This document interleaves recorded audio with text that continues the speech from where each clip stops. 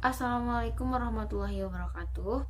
Pada kesempatan ini saya akan menyampaikan tentang praktikum acara 3, yaitu tentang transport zat. Adapun yang akan saya bahas yaitu mengenai isi laporan yang saya buat sebelumnya. Akan menyampaikan apa sih itu osmosis dan juga apa sih itu plasmolisis. Pada percobaan menggunakan potongan kentang, jelaskan mengapa A. Potongan kentang yang direndam dengan larutan 0% memiliki tekstur yang keras.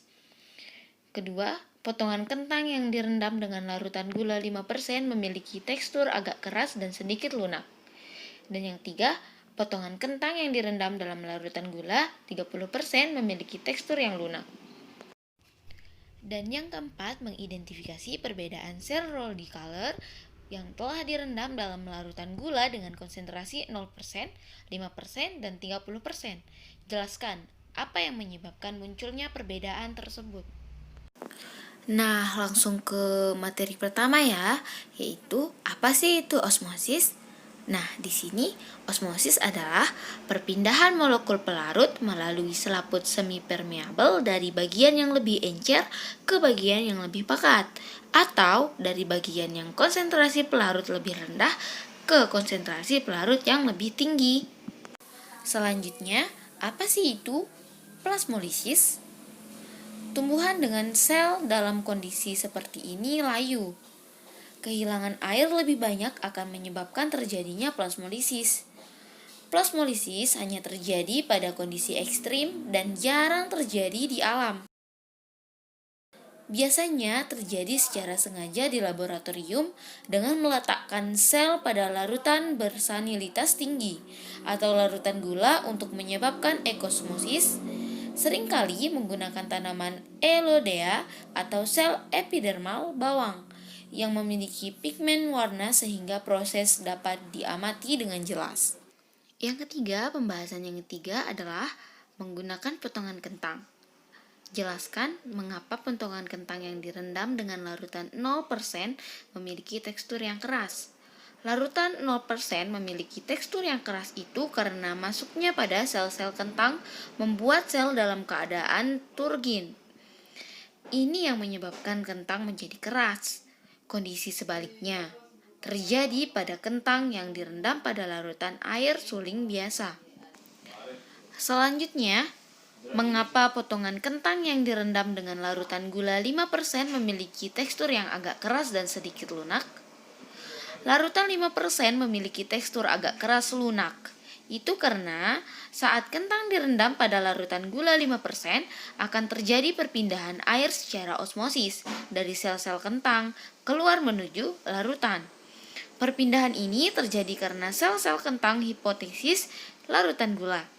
Hal tersebut yang menyebabkan tekstur kentang berubah. Yang ketiga, mengapa potongan kentang yang direndam dalam larutan gula 30% memiliki tekstur yang lunak? Larutan 30% memiliki tekstur lunak.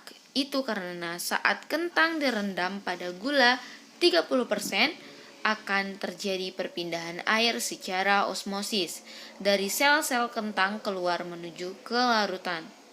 Perpindahan ini terjadi karena sel-sel kentang hiponosis larutan gula.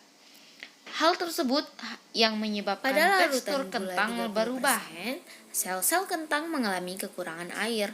Akibatnya terjadi plasmolisis. Menurunnya tekanan turgor mengakibatkan kentang menjadi lebih empuk dan lembek.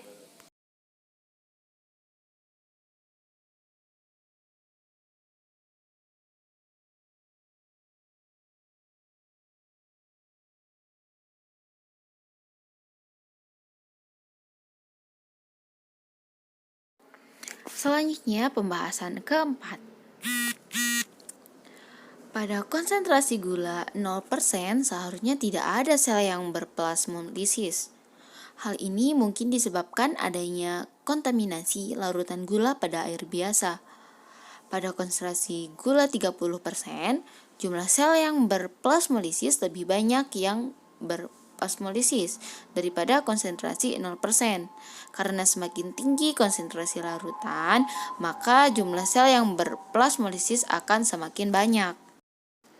Cairan intersel akan keluar untuk menyeimbangi perbedaan konsentrasi tersebut, yang menyebabkan sel mengalami plasmolisis dan lepas dari dinding selnya.